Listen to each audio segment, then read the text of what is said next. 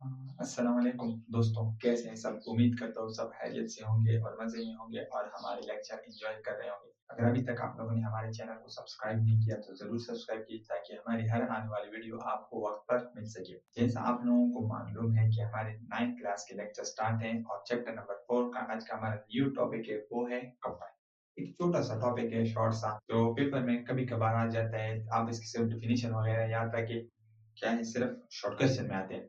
तो कपल किसे कहते हैं? Two equal and opposite parallel forces acting along a different line of action on a body constitute couple.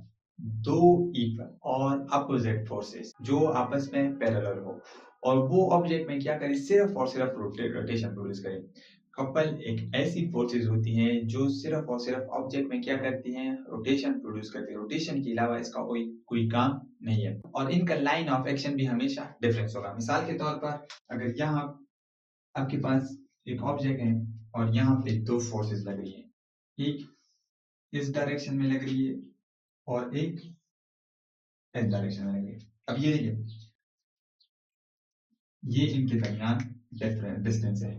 तो ये वाला इस ऑब्जेक्ट में इस तरफ का रोटेशन प्रोड्यूस करेगा और ये वाली इस तरफ। तो यहाँ पे ये ऑब्जेक्ट इस तरह घूमना शुरू करेगा।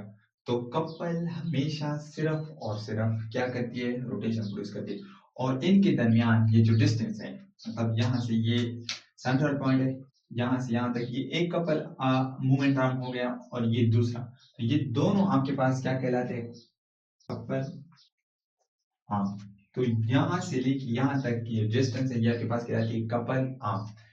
तो ये सिर्फ और सिर्फ आपके पास रोटेशन प्रोड्यूस करती है। अगर मिसाल के तौर पर आपसे कोई कहे ना, ये एक फोर्स इधर लग रही है और एक इधर लग रही है, क्या ये आपके पास कपल है? तो आपका आंसर होगा नो, क्योंकि इनका लाइन ऑफ एक्शन सेम है। लाइन ऑफ एक्शन क्या है, सेम है। क्योंकि लाइन ऑफ एक्शन सेम है तो ये किसी भी किस्म की रोटेशन प्रोड्यूस नहीं करेगी। तो कपल हमेशा ऑब्जेक्ट में रोटेशन प्रोड्यूस करेगी। रोटेशन के अलावा ये प्योर रोटेशन प्रोड्यूस करेगी, इसके अलावा इसका कोई काम नहीं। और इसका हमारे पास फायदा क्या है कि जब आप नट वगैरह, गाड़ी ट्रक वगैरह की टायर खोल रहे हो तो उनकी वो टाइट नट्स बहुत ज्यादा टाइट होते हैं, उनको खोलना हमारे लिए मुश्किल होता है। तो हम क्या कर लेते हैं, दो हाथों की मदद से इसको खोलने की कोशिश करते हैं। तो एक बार हाथ ऊपर की तरफ फोर्स लगा रहे हैं और एक बार नीचे की। आपने वो देखा कि उसका जो स्पाइंडल होता है वो चार शेप की तरह होता है। तो वो एक इस तरफ लगती है और एक इस तरफ, तो इस वजह से उसमें फोर्स ज्यादा प्रोड्यूस हो जाती है। तो फोर्स ज्यादा प्रोड्यूस होने की वजह से टार्क ज्यादा प्रोड्यूस होगा।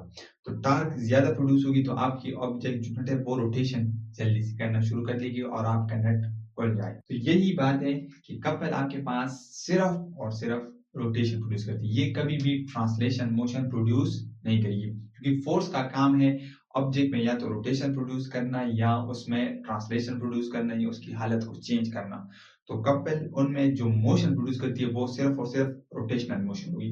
जैसे यहाँ पे आप देख रहे हैं कि आप एक फोर्स इधर लग रही है इस डायरेक्शन में और एक इस, तो इसकी वजह से ऑब्जेक्ट इधर जाएगी और इसकी वजह से नीचे आएगी और इनके दरमियान ये जो डिस्टेंस है इसको हम कहते हैं कपल आर्म। ठीक है, तो ये था आज का छोटा सा लेक्चर। अगर इसके हवाले से कोई क्वेश्चन हो तो हमें कमेंट सेक्शन में जरूर बताइए। ओके, अल्लाह हाफिज।